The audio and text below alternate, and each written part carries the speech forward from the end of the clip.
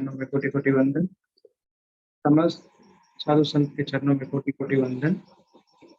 Class शुरू होने से पहले सभी विनय मुद्रा में बैठेंगे, इस अध्ययन को ध्यान पूर्वक सुनेंगे और अपने जीवन में उतारने की लक्ष्य रखेंगे।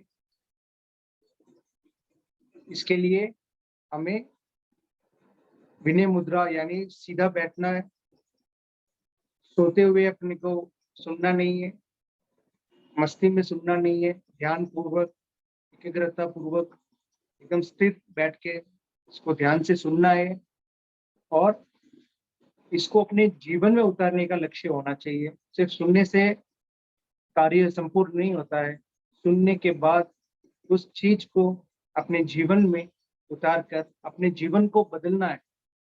यही लक्ष्य से ही ये शुरू हुआ है।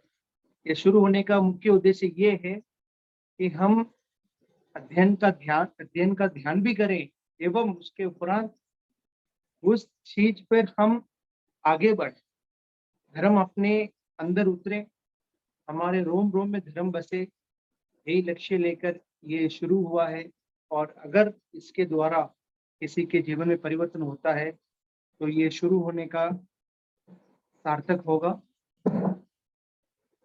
सबसे पहले प्रार्थना। जो जन श्रद्धा भाव से करे सूत्र का ध्यान,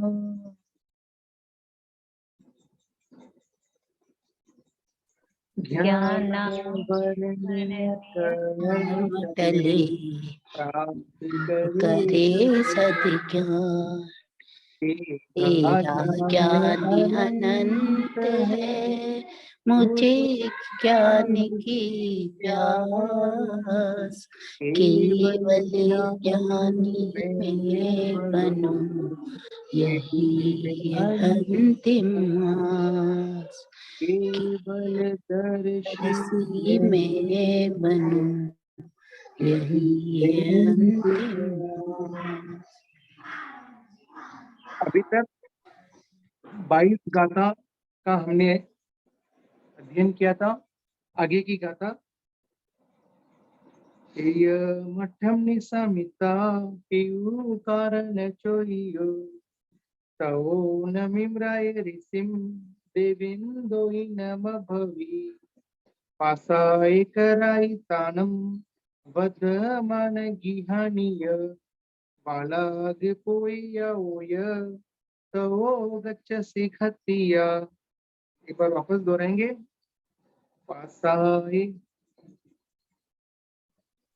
पासाय कराई तानम वर्धमानागिहानिय वालग पोयानोय तवो गच्छ सिखतिया।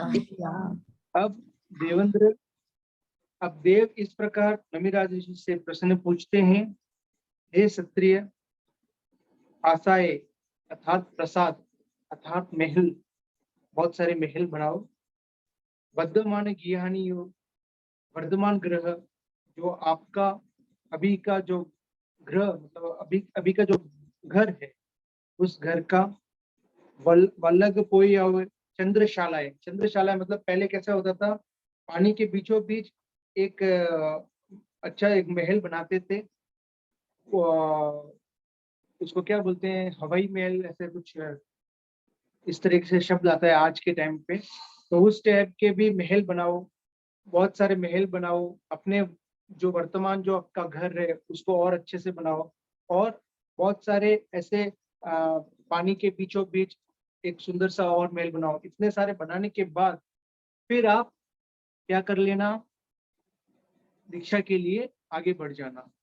मतलब वापस उनके अंदर लोभ की भावनाएं भरते हैं कि भाई अभी तक आपने क्या बनाया है, इतना इतना सही बनाया, और बनाना, आपको और बनाना है।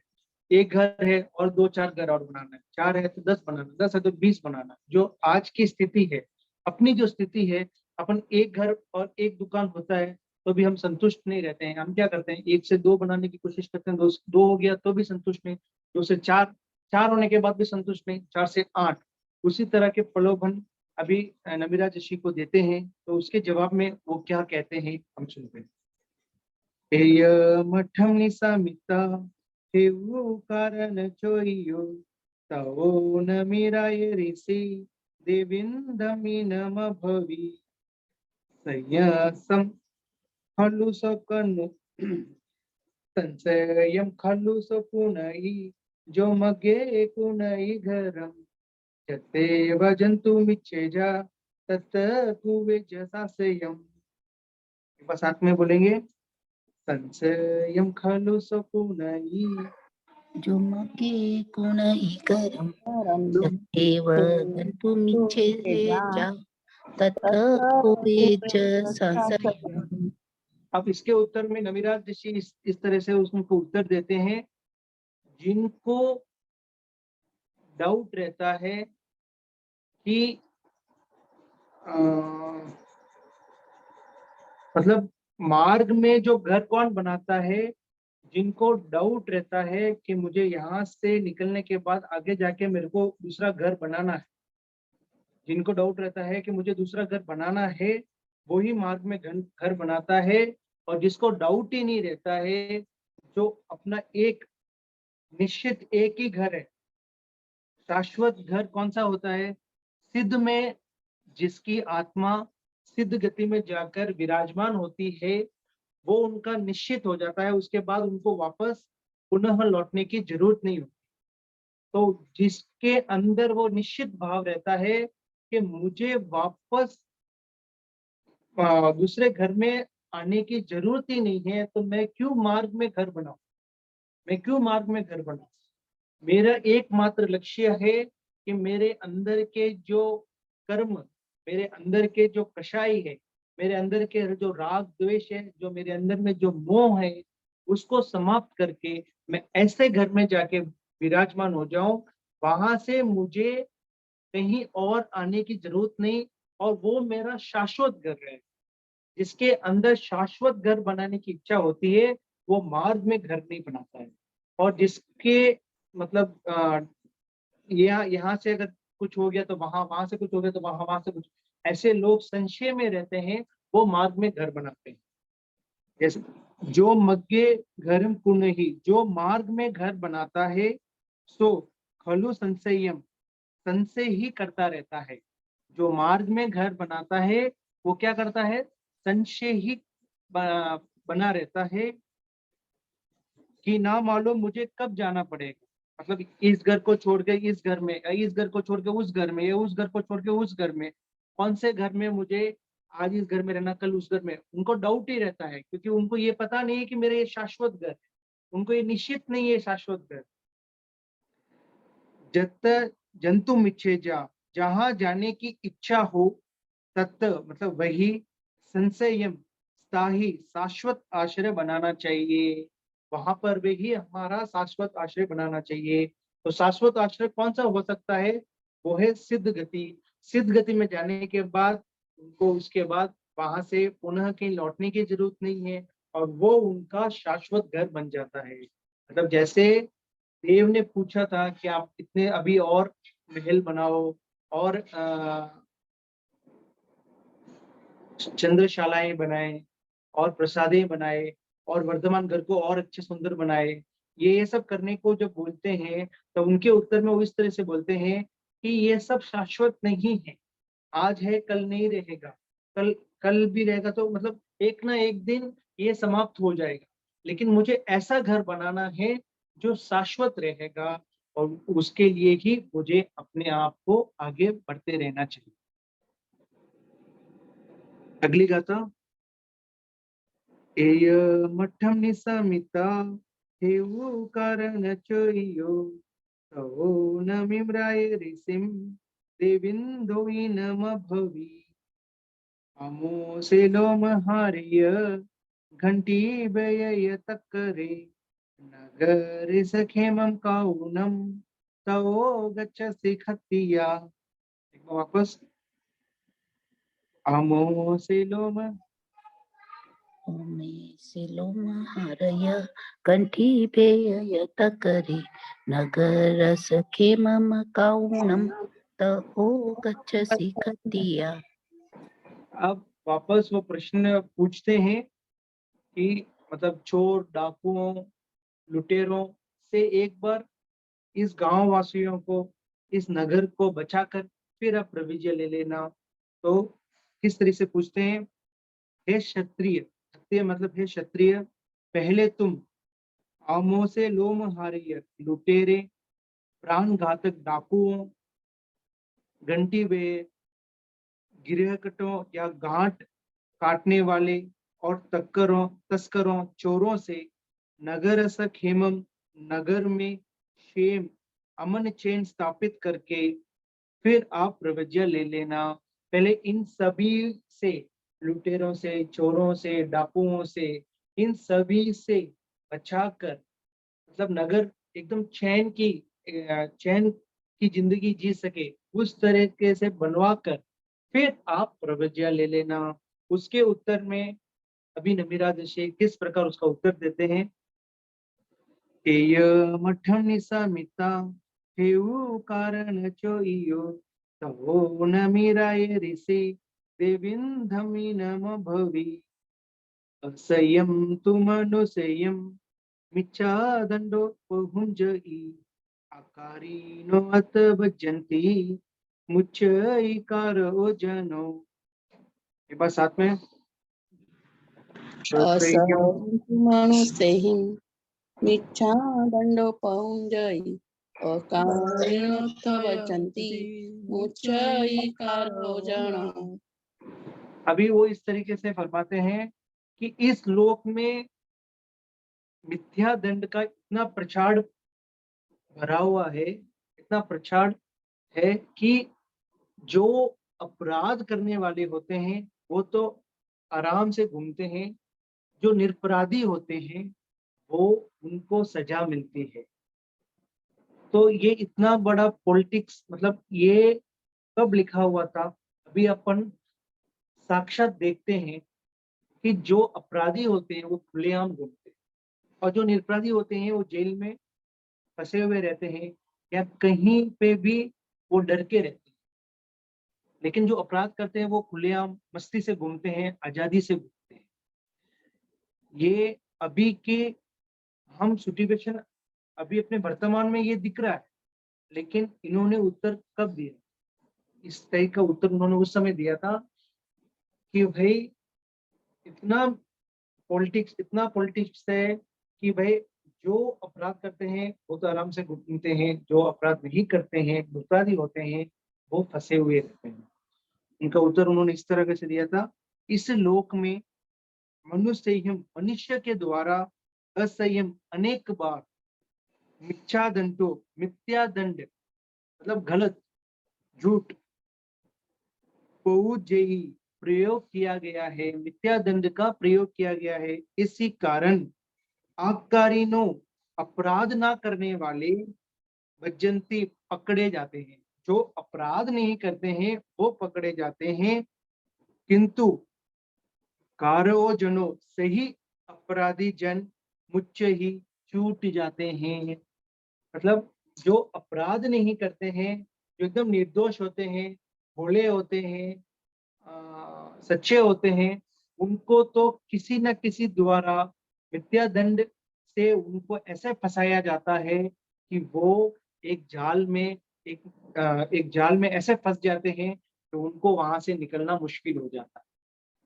ये उत्तर नमिराज ऋषि ने कब दिया था, आज हम ये साक्षात रूप में अभी वर्तमान में ये सब दिख रहा है, ये सब हो रहा है। इसलिए वो बोलते हैं कि ये सब एक माया है, एक मोह में ऐसे अपन फंसे हुए हैं। इस मोह माया से अगर हम नहीं छूटेंगे, हम ये सोचेंगे कि हमें और बहुत कुछ करना है, हमें और बहुत कुछ करना है, हमें ये करना है, वो करना है, लेकिन सत्य तो ये है, हम हमारे अपनी आत्मा की अगर सुरक्षा कर लें तो वो बस है। और दूसरों की या चिंता में अगर हम अपने जीवन को लगा देंगे तो हो सकता है कहीं कहीं हम करते करते थक जाएंगे, हम हार मान लेंगे। तो हम अगर अपनी आत्मा की सुरक्षा के लिए, आत्मा के कल्याण के लिए हम आगे बढ़ेंगे, आत्मा की सुरक्षा के लिए हम कदम उठाएंगे, तो हो सकता है हमारा जो ये जीवन है, इस हमारे हमें जो ये जीवन मिला है वो एकमात्र कर्म को खपाने के लिए मिला है। क्योंकि जब तक ये कर्म है, हमारी आत्मा के साथ चिपके हुए हैं, तब तक हमें परिभ्रमण करते रहना चाहिए। तो आज भी हमें बड़ी पुण्यशाली कार्यों के कारण हमें मनुष्य जन्म मिला है। तो इस मनुष्य जन्म जब हमें समझ में आ चुका है कि ये जो साइकिल है वो किस कारण से चलता है, तो हमें इस साइकिल को रोकने का प्रयत्न करना होगा, ना कि इस साइकिल को बढ़ाने का प्रयत्न करना है। उसी तरह उन्होंने ये जो फैसला लिया था, उन्होंने ये समझाया है, अ, उस ब्राह्मण को इस प्रकार समझाए हैं कि इस मनुष्य लोक में कई बार मिथ्या दंड का प्रयोग हुआ है। जो अपराध होते हैं वो तो छूट जाते हैं, जो निरपराधी होते हैं वो पकड़े जाते हैं। अगली गाथा। एय मठम निसामिता हेउ कारण चोइयो तओ नमिम्राय ऋषिम देविंदोई नम भवि जेकई पत्तिव तुभम नानामंति नीराहिवा असे तिठवै ठानम तो गच्छसि खत्तिया। एक बार साथ में। एय मठम निसामिता हेउ कारण चोइयो तो नमीराय ऋषिं देवीन्दो इणमभवि जेके पथिवातुजं नामति नरहिवा वसेते ठावै ताणम ततो गच्छसि खट्टिया। भी वो सत्ता का लालच देते हुए पूछते हैं कि ऐसे कई राज्य हैं जो अभी तक आपके सामने झुकना स्वीकार नहीं किया है, उन सभी को एक बार अपने वश में कर दो, फिर आप प्रविजय ले लेना। मतलब अभी सत्ता का लालच दे, पहले लोभ दिए थे, अब सत्ता का लालच दे रहे हैं। अब वो सत्ता का लालच किस प्रकार दिए थे? निराहिवा खत्तिया, हे क्षत्रिय नराधिप, जे कही पत्ती व तुब्बम, जो कोई प्रातिव आर्थिव यानी राजा, तुब्बम तुम्हारे आगे, नाना मंत्री नहीं नमता नहीं झुकता, उन्हें बसे ठवाई ठानम, बस में करके फिर प्रवज्य करने हेतु जाना। उसके बाद आप प्रवज्य लेने चले जाना, उसके बाद आप दीक्षा ले लेना। पहले उन सभी राजा को एक बार आपके सामने झुका दो, आपके वश में कर, उसके बाद आप प्रोविजन ले लेना, फिर कोई दिक्कत नहीं है। फिर ये पूरा राज्य सुरक्षित है। नहीं तो कभी भी आपके राज्य पर आक्रमण कर सकते हैं, फिर वो अपने आपके राज्य को अपने कब्जे में कर सकते हैं। तो अब उसका उत्तर किस प्रकार ये देते हैं? एय मठम निसमिता हेउ कारण चोइयो तवो नमिराय ऋषि देविंदमि नम भवि जो सह संसहसानम संगामे दुच्चये जिने एघम जिने ज पानम इस स्वपरमो जो अपानमेव जुजयि किम ते जुजन बच्चो अपानमेव पानम जहि तसुहमेह ए अच्छी दिहानि को हम मानम मायम लोहम च जेयम चैव पानम सर्वम अपे जिये जियम। एक बार साथ में वापस। जो जी तीन तीन गाता है इसमें उत्तर। जो सहसम तम सहसाणम संगामे दुचये जिने एकम जिने जपाणम से परमो अपानमेव जुषायि किंते जुषेण बलौ अपानमेव पाणम पंची दियानी को हम कोहम मायंत देवदोहम च जयम चैव पाणम सर्वम अपे जिये जियम। सर्वम अपे जिये जियम। अब उनके उत्तर में किस प्रकार देते हैं? तो सबसे पहले वो ये समझाते हैं, दुज्जेव संगमो, दुर्जय संग्राम में सहसानम सहसम 10 लाख सुभट्ट को जीतना है। एगम अप्पानम एकमात्र अपने को जीत लेता है, यही उसका परम विजय है। अर्थात जो 10 लाख सुभट्टों को या फिर समस्त मतलब आजू बाजू जितने भी राजा है उन सबको जीतना तो एक हिसाब से सरल है, उनको उनके ऊपर विजय प्राप्त करना तो एक हिसाब से सरल है। लेकिन जो दुर्जय है, दुर्जय क्या है? एक अपनी आत्मा, एक जो अपनी आत्मा जो है उस पर विजय प्राप्त करना वो बहुत मुश्किल है। अगर हमने उस दुर्जय आत्मा पर विजय प्राप्त कर ली तो हम क्या हो गए? हम सफल हो गए, हम परम विजय बन जाते हैं। तो कहते हैं एक बार सभी राज्यों पे अपना विजय झंडा लगाना आसान है, लेकिन एक अपनी आत्मा, दुष्ट आत्मा जो विशुद्ध आत्मा नहीं है, उस आत्मा पर विजय प्राप्त करना वो ही सबसे बड़ी विजय है। अगर हमने उस आत्मा पे विजय प्राप्त कर ली तो हमारा जो जीवन है वो सफल बन जाएगा, वो सार्थक हो जाएगा। तो हमें इन सभी पर विजय प्राप्त करने की कोई जरूरत नहीं है। हमें किस पर विजय प्राप्त करनी है? एक अपनी आत्मा पर विजय प्राप्त करनी है। और दूसरी गाथा में ये बताया गया है, अपनमेव युज्येहि, स्वयं अपने आत्मा से ही युद्ध करो। किससे युद्ध करो? अपनी आत्मा से युद्ध करो। युज्येन युज्यो, तुम्हें बाह्य युद्ध से क्या लाभ है? बाहर में युद्ध करने से तुम्हारा क्या लाभ है? अप्पानमेव अप्पानम, आत्मा को ही आत्मा से जीतने पर सुह में है, वास्तविक सुख पाता है, वो ही वास्तविक सुख पाता है। हमें किससे युद्ध करना है? अपनी आत्मा से, अपनी आत्मा से। अपनी आत्मा को क्या कराना है? शुद्ध बनाना है। किससे?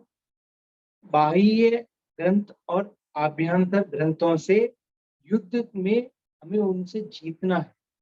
अगर उस युद्ध में हम जीत गए तो हमें जो सुख की प्राप्ति होगी वो अव्यवभाग सुख होगा। उस सुख की कल्पना हम कर ही नहीं सकते। कहते हैं सिद्धों का सुख, एक मतलब एक सिद्धों का एक अंश का सुख भी समस्त पूरे लोक के सुखों को इकट्ठा भी कर ले, पूरे लोक में जितना भी सुख है उन सभी सुखों को इकट्ठा भी कर ले तो भी सिद्धों का एक अंश के सुख की भी बराबरी नहीं कर सकते। तो ऐसे सुख की अभिलाषा करने से क्या लाभ है? अगर हमें सुख का अनुभव करना है तो हमें अपनी आत्मा के साथ युद्ध करना है और अपनी आत्मा के साथ युद्ध करके उस पर विजय को प्राप्त करना है। अगर हम उसमें विजय को प्राप्त कर लेंगे तो हमें सुख की अभिलाषाएं हो। बाह्य युद्ध से हमारा क्या लाभ हो सकता है हम उस पर विजय प्राप्त करें, वो विजय प्राप्त करने के बाद भी क्या आपको सुख की प्राप्ति होगी? अगर हम विचार करेंगे तो जितना जितना हमारे अर्थ बढ़ता जाएगा उतना उतना हमारा दुख भी बढ़ता जाएगा, क्योंकि अर्थ बढ़ते बढ़ते उसको संभालने में हमारा मस्तिष्क में भारीपन रहता है। क्योंकि जैसे जैसे अगर हम एक एरिया के राजा थे, फिर एक क्षेत्र के राजा बने, फिर एक देश के राजा बने, फिर संपूर्ण लोक के राजा बने, तो जितना जितना हम राजा बढ़ते जाएंगे उतने उतने हमारे शत्रु बढ़ते जाएंगे। वैसे ही जितना जितना हमारा अर्थ, हमारा पैसा बढ़ता जाएगा उतना उतना ही हमारे माइंड में रिलैक्सेशन कम होता जाएगा। तो वो सुख ही नहीं है, जिसे हम सुख मानते हैं वो सुख ही नहीं है।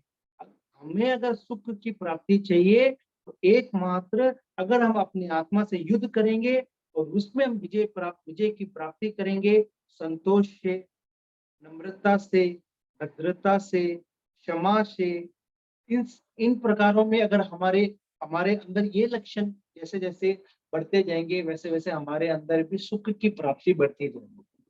तो हमें किससे युद्ध करना है? एक अपनी आत्मा से ही युद्ध करना। पंच दिहानी, 5 इंद्रिय, कोहम मानम माय तहेव लोहम च, क्रोध मान माया तथा लोभ, और छठा मन, ये दुर्जय है। ये सब क्या है? दुर्जय है। इन पे विजय प्राप्त करना मुश्किल है। अप्पे जिए, सब एक आत्मा को जीत लेने पर सबको जीत लेते हैं। अगर हम अपनी आत्मा पे विजय प्राप्त कर लेंगे तो हम सब पे विजय प्राप्त कर लेंगे, क्योंकि आत्मा पे विजय प्राप्त करने से हम सभी जीवों के साथ किसका भाव रखेंगे? मैत्री का भाव रखेंगे। जब हमारे द्वारा मैत्री का भाव निकलेगा तो सामने वालों से बैर का भाव हमारे ऊपर आ ही नहीं सकता है। तो हमें एकमात्र 5 इंद्रिय, क्रोध मान माया लोभ एवं मन, ये जो दुर्जय हैं उन सभी से अगर हम जीत लेते हैं, मतलब इन सभी को अगर हम आत्मा के ऊपर नहीं बढ़ते हैं, मतलब आत्मा से जीत लेते हैं, तो हम सभी को जीत लेते हैं। एक आत्मा को जीत लेने से सब जीत लिया जाता है। आत्मा को जीत लेने पर सुख की प्राप्ति कैसे होती है? इसके लिए शास्त्र का स्पष्ट करते हैं। पंचेंद्रिय विषय, 4 कषाय एवं मन तथा मिथ्यात्व, अविरति, प्रमाद, कषाय आदि, ये सब एक आत्मा को जीत लेने पर जीत लिए जाते हैं। तात्पर्य ये है कि आत्मा ही दुर्जय है। इस दुर्जय आत्मा को जो मुनि जीत लेता है वो इन सब को सुखपूर्वक जीत लेता है। जो व्यक्ति अपनी आत्मा पे विजय को प्राप्त कर लेता है, बाकी ये जो कषायी है, ये जो मिथ्यात्वी है, अविरति है, प्रमाद है, अशुभ अशुभ योग है, इन सब पे विजय प्राप्त करना उनके लिए आसान हो जाता है। अगली गाथा। एय मठम निसमिता हेउ कारण चोइयो तहो नमिम्राये ऋषिं देविन्दोई नम भवि जयिता विउलगनि भुविता समन महनि दच्चा गोचय जतय तवो गच्छसि खत्तिया। हम साथ में बोलेंगे। जयिता विउलगनि जनि जयिता विउलजनि भुविता समन महनि दच्चा गोचय जतय तवो गच्छसि खत्तिया। अब ब्राह्मण कविराज जी से इस प्रकार प्रश्न पूछते हैं कि अब यज्ञ के द्वारा आप अनेक देवी देवताओं को प्रसन्न करो, फिर आप प्रवज्य ले लेना। तो हे क्षत्रिय, व्यूल जने, विपुल यज्ञ जयिता कराकर सम्मन वाहने, श्रमण एवं ब्राह्मणों को बोईता भोजन करवाकर और दच्छा बोचाय जताये दान देकर, भोग भोग कर और स्वयं यज्ञ कर कर फिर मुनि बनकर चले जाना। अभी क्या बोलते हैं, किस प्रकार वापस दूसरा प्रश्न रखते हैं कि एक विशाल यज्ञ बना, बहुत सारे श्रमणों को और ब्राह्मणों को भोजन करा एवं दान दो, भोग भोगो, इस प्रकार प्रलोभन देते हैं कि ये सब करने के बाद अभी आपकी अवस्था ही नहीं है कि आप दीक्षा लेकर इतनी कठिन पालनी करें। अभी पहले तो आप ये सब कार्य कर ले, दान दे, पुण्य कमाए, भोग भोगो, अनेक भोग भोगो। अभी तक आपके भोग के समय है, इस भोग को भोगो। ये सब करने के बाद में फिर आप प्रवज्ञा ले लेना। इसके उत्तर में किस प्रकार उत्तर देते हैं? मठम निसमिता हेउ कारण चोइयो तवो नमिराय ऋषि देविन्दमि नम भवि जो सहसम सहसानम मासे मासे घवम देई तस विसंजमो सेयो अदिन तस विकिंचन। एक बार साथ में। મઠમની સમિતા એવું કારણ જોયો તો નમિરાય ઋષિ દેવી નમિણમભવિ જો સહસમ સહસાણમ માસે માસે ગવમ દયે તસ્સા વિસંજમો સેવો અદિન તસ્સ વિकिंचनम। अभी वो इस प्रकार उनके उत्तर में देते हैं कि भले ही जो प्रतिदिन करोड़ों रुपए का दान भी देता है वो एक तरफ उनको रख ले, और जिन्होंने इतना सा भी दान नहीं दिया है लेकिन उन्होंने संयम अंगीकार करके अपने जीवन को संयम में बिता रहे हैं, वो जो उनकी चर्या है, उनकी जो क्रिया है, वो सम्यक प्रकार से वो कार्य कर रहे हैं बिना दान दे के भी उनके सामने, ये समझ लो यहाँ पर है तो वो संयमी मुनि यहाँ पर, जबकि ये करोड़ों करोड़ों का दान दे रहे हैं प्रति मास, पर वो एक भी दान नहीं दे रहे हैं, फिर भी इनकी दर्जा यहाँ पर है और इनका यहाँ। इस प्रकार वो समझाते हैं उन देवों को, उस ब्राह्मण को, जो मनुष्य मासे मासे प्रति मास सहसानम सहसम गवम 10 लाख गायों का, इसमें यह बताया गया 10 लाख गायों का दे दान करता है, प्रति मास 10 लाख गायों का दान करता है, तस्वी उसके लिए भी संयमों से वो संयम श्रेष्ठ कर है। अभी इनमें ऐसा क्लियरली बताया गया है, अगर जो प्रतिमास 10 लाख गायों का दान में देता है उनके सामने भी संयम क्या है, श्रेष्ठ कर है।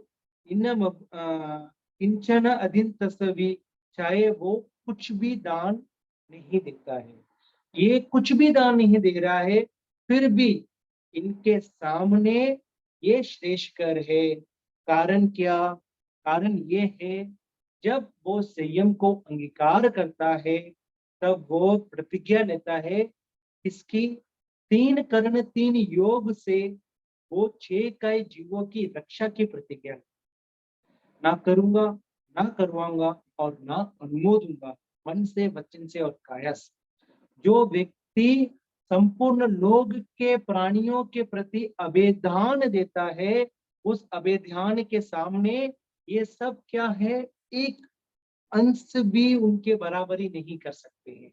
जो हम कहते हैं हमें पुण्य करना चाहिए, हम ऐसा करना चाहिए, वैसा करना चाहिए, यहाँ पर ये करना चाहिए, वो करना चाहिए, ये हमें करना चाहिए, लेकिन ये अगर हम करते हैं तो हमें प्रतिदिन सामयिक या संवर ये भी रोज के रोज करना चाहिए। ये करने से मन में एक अलग प्रकार की शांति, आनंद, प्रमोद, अहोभाव, करुणा, ऐसे ऐसे विषयों के हमारे अंदर की ऊर्जा जगती है। तो ये करने को कोई मना नहीं है, ये करना चाहिए, लेकिन इनके सामने ये श्रेष्ठ कर, इनके सामने ये बड़ा है, संयम बड़ा है। हम संयम भी तो नहीं बन सकते हैं, लेकिन प्रतिदिन अगर हम श्रावक बनने लायक हो तो प्रतिदिन हमें हमारी आत्मा को, हमें इस संपूर्ण लोक में जितने भी हैं उन सभी के साथ मैत्री भाव का 1 घंटा तो निकालना चाहिए, सामयिक द्वारा या संवर द्वारा, कोई भी प्रकार से में प्रतिदिन में 1 घंटा तो हमें सभी जीवों के साथ मैत्री भाव है। तो मैत्री भाव कब होगा? जब हम सामयिक में बैठेंगे या संवर में बैठेंगे, तब हमारे मन में किसी प्रकार का कलुषित भाव उत्पन्न नहीं होगा। तो इसमें यह बताया गया है कि जो 10 लाख प्रति मास गायों का दान देता है, उनके सामने संयम श्रेष्ठ कर है, चाहे वो कुछ भी दान में नहीं देता हो। अगली गाथा में चलते हैं। एय मठम निसामिता हेउ कारण चोयो तहो नमी नमिम्राय ऋषिम देविंदो नम भवि घोरा समम चैतानम अन्नम पत्ते सिया समम इहेव पोषहारय इहेव पोषहर ओ भवा ही मनुया ही वा। एक बार साथ में बोलेंगे। एयमठम निसमिता हेउ कारण चोयो तो नमिराय ऋषिं देवी नम भवि घोरा समम चैतानम अन्नम पथेसि आसमम इहेव पोषहरो भवाहि मनुयाहि वा।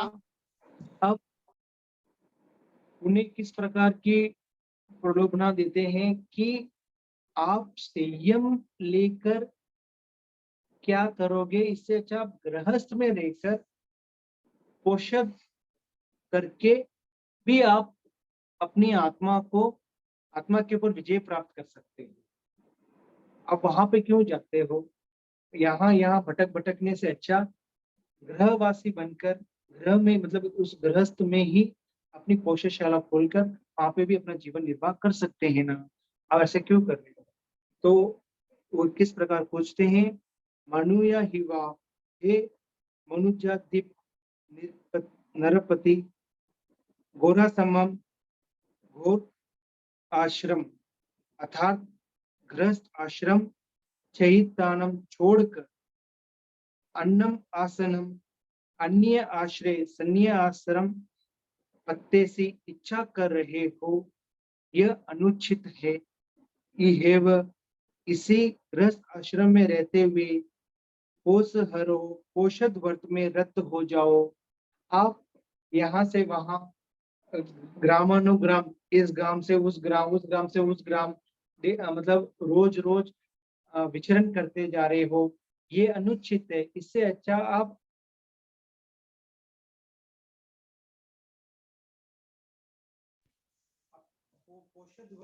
तो होकर अपना जीवन निर्वाह कर सकते हो ना।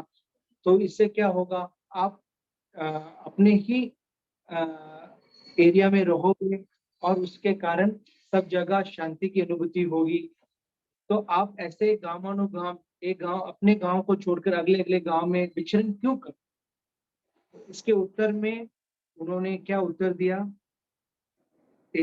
मठम निसमिता हेउ कारण चोयो तो नमिराय ऋषि देविंदमि नम भवि मासे मासे तुय बालो कुसघेन तु बुज्जये नासो सुवखय धम्मस कलम अग्गई सोलसिम। बस साथ में बोलेंगे। छोटी वाली। एयमठम निसमिता हेउ कारण चोयो तो नमिराय ऋषि देविंदम इणम भवि मासे मासे तुजो बालो कुसज्ञानं तु भुंजये न सो सुयखाय धम्मस कलम अघई सोलसिम। इसमें ये बताया गया है कि जो अज्ञान रूप में तप करता है, अर्थात जो मास मास घमंड का तप करता है और उसके पालने में जब पालने की बारी आती है तो जो पुष्प का अग्रभाग होता है उतना आहार को ही वो लेता है, फिर वापस मांस खमन शुरू कर लेता है। उनके सामने जो संयमी होते हैं, जो किसी प्रकार का तप भी नहीं करते हैं, तो भी उनके 16वें भाग का भी वो समान रूप में नहीं होते हैं।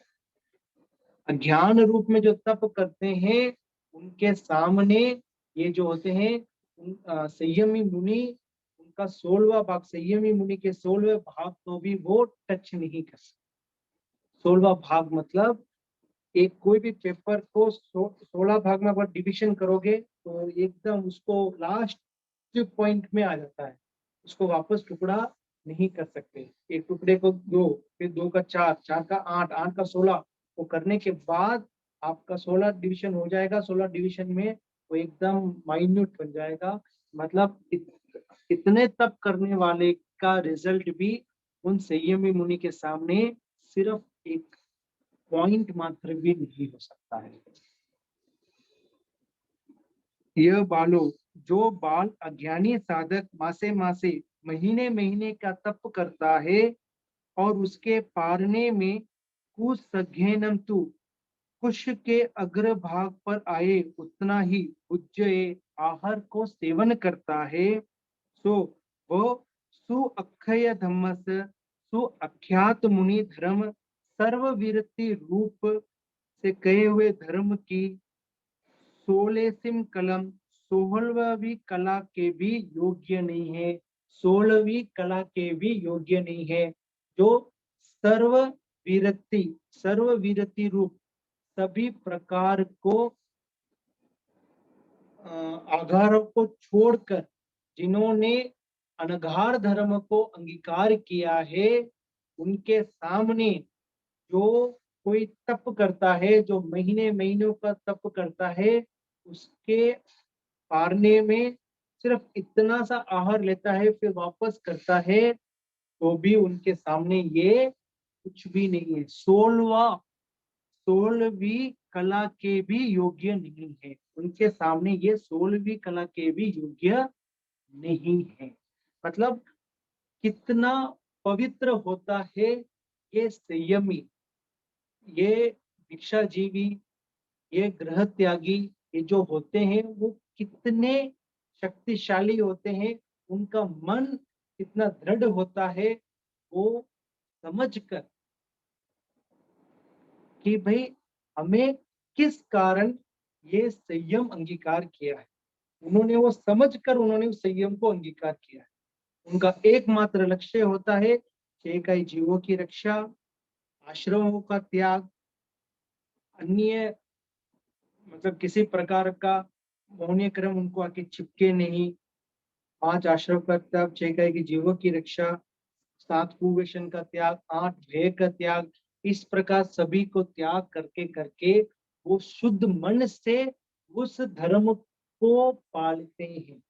लेकिन ये जो तप करते हैं वो किसी इच्छा को रख के तप करते हैं कि भाई मुझे सिद्धि की प्राप्ति हो, मुझे क्या बोलते हैं, मेरे अंदर वो शक्तियां हैं कि मैं सर्वगुणी बन जाऊं, मतलब मैं सर्वशक्तिशाली बन जाऊं, मैं चमत्कारी बन जाऊं, मुझे ये सब आए, मेरे पास नियाना करते हैं, वो तप नहीं करते, वो नियाना करते हैं मेरी इस तप से मुझे ये लाभ की प्राप्ति हो। लेकिन संयमी किसी लाभ की इच्छा नहीं रखते हैं, केवल अपनी आत्मा को शुद्ध बनाने की चेष्टा में लगे रहते, वो उनका एकमात्र लक्ष्य होता है अपनी आत्मा को शुद्ध बनाना, अपने ऊपर आए हुए कर्मों को निकालना, संवर में रहते हुए आश्रमों को रोकना,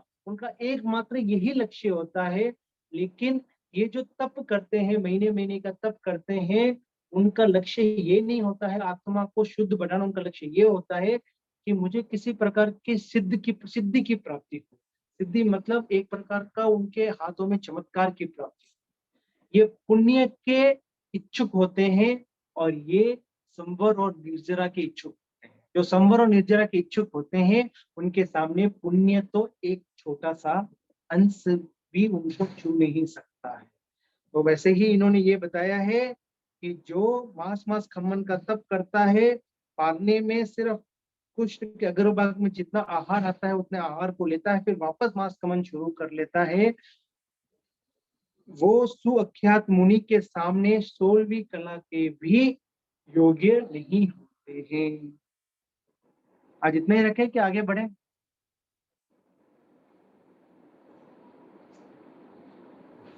आगे बढ़े? हाँ सर पढ़े आगे। अभी तक और 1 10 मिनट और है सर, 2:10 पर चालू हुआ था। चलो ठीक है। मठम निसामिता हेवु कारण चोइयो तवो नमिम्राय ऋषिम देविंदोई नम भवि हिरणं सुवर्णं मणिमुक्तं कंसं दुःसं च वाहनं कोसं बड़वयितानं तवो गच्छसि खत्तिया। एक बार सभी साथ में। એયમઠમ નિસામિતા હેવું કારણ ચોઈયો તો નમિરાય ઋષિમ દેવીન્દો ઈણમ ભવિ હિરણ્યમ સુવર્ણમ મણિમુક્તમ કંસમ દુષમ ચ વાહનમ કોસમ વઢાવયિતાણમ તવો ગચ્છસि ખત્તિયા। अब परिग्रह को बढ़ाने की प्रेरणा देते हैं। एक बार परिग्रह बढ़ा दो, इतना सारा धन इकट्ठा कर लो कि इस राज्य में फिर कभी धन की कमी कभी ना हो। किस प्रकार वो कहते हैं, खत्तिया हे क्षत्रिय, तुम पहले हिरण, चांदी, सुवर्ण, सोना, मणिमुत्थम, मणि और मोती, कंसम, कांसे के बर्तन, दुस्सम, वस्त्र, वाहन वाहन तथा कोशम कोश भंडार को बड़वयितानम बढ़ाकर फिर प्रवज्ञा ले लेना। सोना, चांदी, हीरे, मोती, पैसा, वस्त्र, बर्तन, वाहन, इन सब को अपने भंडार में बढ़ा दो, फिर आप प्रवज्ञा ले लेना। इन सबको बढ़ाने के बाद फिर ये चिंता नहीं रहेगी, फिर आपके राज्य में सुरक्षित रहेगा। क्या धन हमारी रक्षा कर सकता है? क्या धन हमें सुरक्षित चैन की नींद दे सकता है? क्या ये सब हमारे आए हुए कर्मों को रोक सकता है? ये तो संभव नहीं है। देखते हैं इन्होंने क्या उत्तर। मठम निसामिता हेउ कारण चोइयो तपो न मिराय ऋषि देविंधमि नम भवि सुवर्ण रूपे सुपवय भवे सियाहु केला सम असंख्या नरस लधस नतिहिं किंची इच्छा हुआगा सम अनंतया पुर विशाली जाव चेव हिरण पशु बिसह पड़ी पूनम नाल में गस ई विचा तवम चरे। एक बार साथ में बोलेंगे। એયમઠમ નિસામિતા હેવું કારણ ચોઈયો તો નમિરાય ઋષિ દેવીન્દમ ઈણમ ભવિ સુવર્ણ રૂપસ ઉપવયા ભવે સિયાહુ કેલાસ સમ અસંખ્યા નરસલુદ્ધસનતિ કિંચી ઈચ્છાહુ આકાશ સમ અનંતિયા પુર વિસારી જવા ચેવ हिरण्यं पशुभिः सह परिपूर्णं नालमेघस्य इविजातवं चरे। इनके उत्तर को समझने के बाद एक बार तो सभी के रोंगटे खड़े हो जाएंगे। इनके उत्तर इस प्रकार है। सुवर्ण रूपेशु पवय भवे, सोना और चांदी के कैलाश सम असंख्या, कैलाश के समान असंख्या, पवय पर्वत, भवे सिया, हाँ फिर भी देहिम उनसे, लदस नरस लोभी मनुष्य की किंची कुछ भी तृप्ति नहीं होता है। मतलब इस क्योंकि इस पूरे लोक के जितने भी सोना चांदी धन दौलत एक को दे भी दे, एक व्यक्ति को सभी के सब भी दे भी दे, तो भी वो लोभी व्यक्ति उनकी इच्छा की तृप्ति नहीं होती है। क्योंकि इच्छा के बारे में अगर कोई पूछता है तो इच्छा कैसा है, आकाश के समान है। इच्छा कैसी है, आकाश के समान है, असंख्यत है। मतलब उनका लोभ भी असंख्यात है, उनकी लोभ की भी तृप्ति नहीं कर सकते हैं। अगर कैलाश के समान असंख्य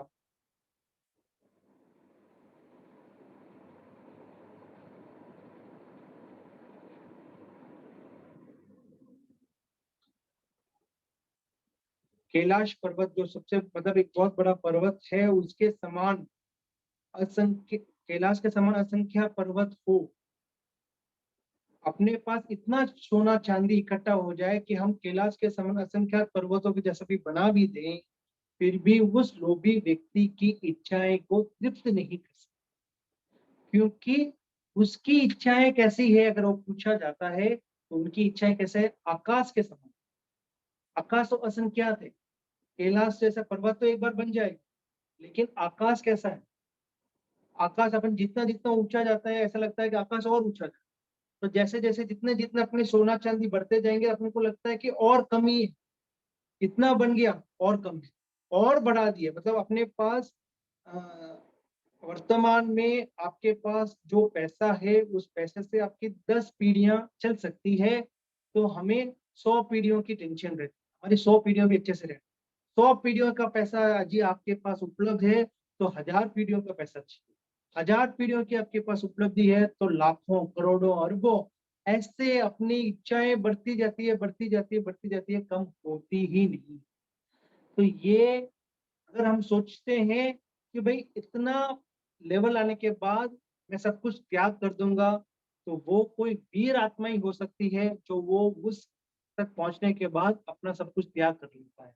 लेकिन बाकी 100 में से 90 या 95 लोग कैसे, तो उस टारगेट को पहुंचने के बाद उनका टारगेट बढ़ जाता है, फिर वो आगे बढ़ने के बाद उनका टारगेट वापस, वो बढ़ता बढ़ता बढ़ता बढ़ता ही जाता है, फिर उनकी मौत हो जाती है।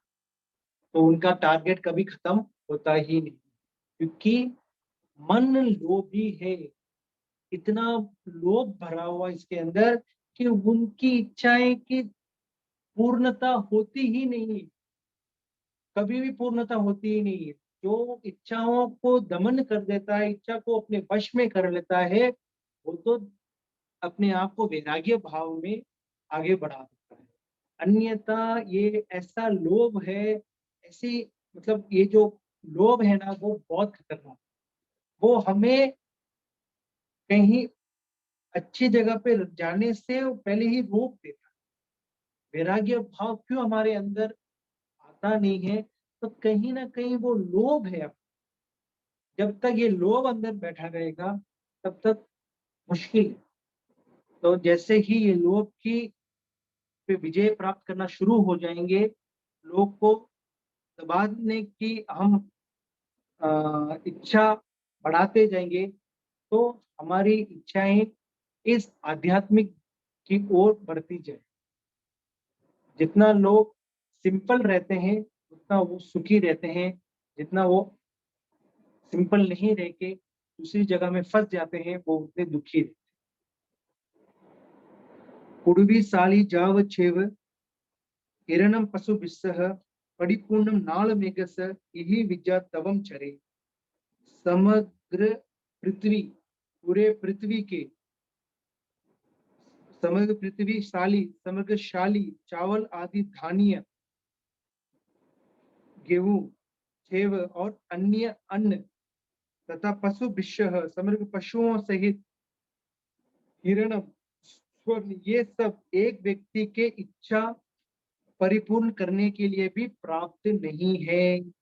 ये जानकर सब आचरण करे, इनको समझ लो कि भाई इस पृथ्वी में जितने भी सोना चांदी धान्य गेहूं अन्य अन्न वस्त्र पशुएं, मतलब दोपत चौपत, ये सब भी अगर एक व्यक्ति के अंदर की इच्छाओं को तृप्त नहीं कर सकता है, अगर उनको इस पूरे दुनिया के जितने भी धन है सभी उनको दे दिए भी जाए ना, तो अगर उनके सामने किसी के पास एक इनके सामने मतलब इनके पास करोड़ रुपया हो और उनके सामने किसी के पास 100 रुपया भी अगर इसको दिख जाएगा ना, तो वो 100 रुपया भी उनको चाहिए, और वो 100 रुपये मिलने के बाद किसी और के पास पैसा दिख गया तो वो भी चाहिए, ये भी चाहिए, वो भी चाहिए।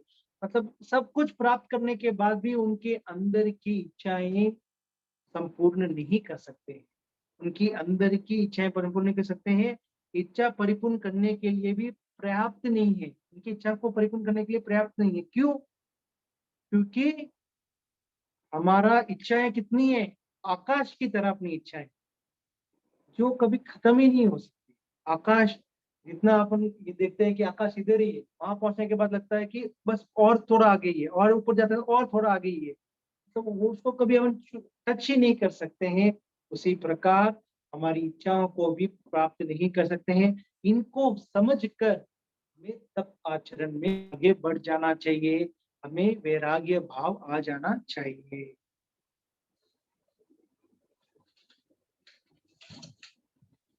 अंतिम प्रश्न है, मठम निसमिता हिवो कारण चोयो तहो नमिम्राय ऋषिं देविंदो नम भवि अच्छे रगम बुद्धे बोए चेयसी पथिवा असंते कामे पथेसी संखापन विहमसी।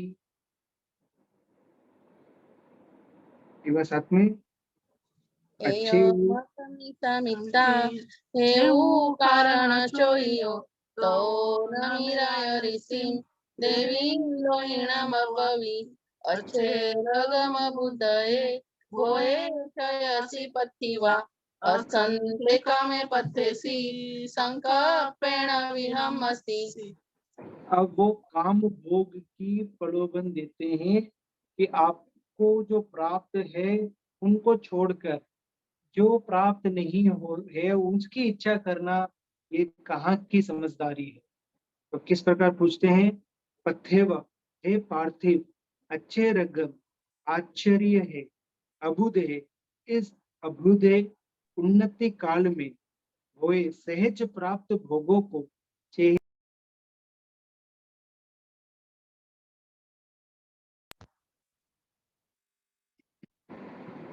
असंते कामे अप्राप्त काम भोगों की इच्छा कर रहे हो, संकल्पेन अपने संकल्प से ही आहत हो रहे हैं। आप अपने संकल्प से ही आहत हो रहे हो, क्यों? क्योंकि जो प्राप्त भोग है उसको तो आप छोड़ रहे हो, जो अप्राप्त है उसकी इच्छा में आप यहाँ वहां भटक रहे हो। ये कहाँ की समझदारी है। तो इसका उत्तर किस प्रकार देते हैं, मठम निसामिता एवं कारण चोयो तवो नमिराय ऋषि देविंधमि नमो भवि सलम कामा विषम कामा कामा आसे विसोवम कामा पथे माना अकामा जंती दुगई अरे वह को हेनम माने नमः मगई माया गही पड़ी गाओ लुभा हो दुवहो भयम। दो गाता है इसकी, कलम कामा विषम कामा कामा आसा आसी विसोवमा कामेय पथे माणा अकामा जंती दो गई अहे वयंती कोहेणम माणेणम अमा गई माया गई पड़ी खाओ लोभाओ दुहोयो भयम। कामा पथ्य माना है ना, कामाना पथ्य माना है क्या, कामा पथ्य माना है ना। मतलब 43rd गाता, सेकंड लाइन, कामा पथ्य माना। ठीक है, तो अब उनका उत्तर किस प्रकार देते हैं, कामा सल्लम काम भोग शल्य है, कामा विषम काम भोग विष है। शल्य मतलब एक टाइप ऑफ कांटा, आत्मा पे चुभने वाले कांटा। जो काम भोग होते हैं वो आत्मा में चुभने वाले कांटे होते हैं। कामावसम जो काम भोग होते हैं वो विष होते हैं, जहर के समान होते हैं। कामा आसे भी सोमा काम भोग अशे विष सर्प के समान है, एक सर्प के समान है। कामे पथ्य माना काम भोग की अभिलाषा करने वाले, अकामा जंती दुर्गहिम उन कामों को सेवन ही नहीं कर पाए वे भी दुर्गति में जाते हैं। काम भोग की जो इच्छा मात्र करते हैं, जो काम भोगों की इच्छा मात्र करते हैं लेकिन वो काम भोग करते नहीं है, ऐसे जो काम भोग की इच्छा करते हैं उनमें डूबे रहते हैं, उनकी भी दुर्गति होती, उनकी भी दुर्गति होती है, उनका भी भव भ्रमण बढ़ता है, उनका भी भव मतलब जो उच्च कुल के हैं वो नीच कुल में जा सकते हैं, क्योंकि जो हमें नहीं करना है, मतलब मोहनीय कर्म में हम जब तक डूबे रहेंगे तो मोहनीय कर्म की स्थिति सबसे बड़ी है, तो उसके कारण हम उस दुर्गति में चले जाएंगे। तो जो काम भोग की इच्छा मात्र करता है और जो काम भोग करता नहीं है, उनकी भी दुर्गति होती है, उनकी भी दुर्गति, वो भी दुर्गति में ही जाते हैं। क्योंकि काम कैसा है, वो शल्य है, वो विष है, वो जहरीला विष के समान है।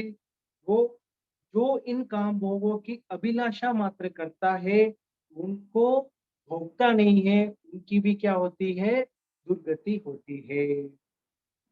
कोहेन क्रोध से कहे नीच गति में जाना जाता है। क्रोध से हम कहाँ जाते हैं, नीच गति में जाते हैं। मान से हम अधम गति में जाते हैं। माया से हमें सुगति में बाधाएं प्राप्त होती है। एवं लोभ से ये लोग और दोनों लोग पर लोग दोनों ही हमारा भय में, हमारा आत्मा के मतलब से हमारा क्या परिणाम होता है। जो अति क्रोध करता है वो नीच गति में जाता है, जो माया करता है वो अधम तब या नरक या त्रियंच में जाता है। जो माया करता है, माया करने वाले जो भी माया करते हैं उनकी सुगति रुक जाती है। और जो लोभ करता है, लोभ करने वाले का ये लोग और परलोक मतलब अभी करंट वर्तमान और उनका भविष्य दोनों में भय रहता है। लोभ करने वाले में भय रहता है, कहीं ना कहीं मैं पकड़ा नहीं जाऊं, कहीं ना कहीं मेरे पास जो पैसा है वो कहीं चोरी ना हो जाए, लूट नहीं जाए, वो डर में ही रहता है, वो डर डर में ही रहता है। तो मतलब इन चारों में से क्या क्या प्रॉब्लम होती है वो इस गाथा में बताया गया है। मतलब बोलते हैं ना कि प्राप्त भोगों को छोड़कर अप्राप्त भोगों को क्यों आप चुन रहे हो। तो प्राप्त भोगों से क्रोध मान माया लोभ की वृद्धि हो सकती है, और इसका रिजल्ट क्या आता है, वो नीच गति में जाते हैं, उनकी सुगति रुक जाती है, वो उनके पास हमेशा भय रहता है, और वो अधम गति में भी जाने के बन जाते हैं। एवं जो काम भोग को अ, अपनाते हैं वो आत्मा के लिए वो शल्य है, विष है, एवं अशी विष सर्प के समान है। और जो काम भोग की केवल कल्पना करता है, काम भोग करता नहीं है, फिर भी बस उसकी इच्छा रखता है और वो मन ही मन इस प्रकार के चिंतन करता है, तो भी उनकी दुर्गति निश्चित होती है। इस प्रकार उन्होंने उत्तर दिया, और उस उत्तर से प्रसन्न होकर आगे ब्राह्मण वापस पुनः अपने इंद्र इंद्र बनकर उनके सामने प्रस्तुत होते हैं। फिर वो किस प्रकार उनकी वंदना करते हैं, किस प्रकार उनके बारे में बोलते हैं, वो आगे की गाथाएं 4, 5, 6, 7, 8 गाथाएं में आपको समझाया जाएगा। कहने में कोई गलती हुई है तो क्षमा याचना। जिन आज्ञा विरुद्ध कुछ बोला हो या जो इसका सही भावार्थ है उस भावार्थ के विपरीत मैंने कुछ भी बोल दिया हो तो क्षमा याचना चाहता हूँ। छदबस्तु को बोलने में कुछ हो सकता है ऊपर नीचे, तो मोस्टली जितना हो सके, जितना मैंने समझा था उस हिसाब से आपको भी समझाया हूँ। जिना के विरुद्ध कुछ भी बोलने में आया हो तो क्षमा याचना। जय जी। किसी को कोई डाउट हो तो आप पूछ सकते हैं या फिर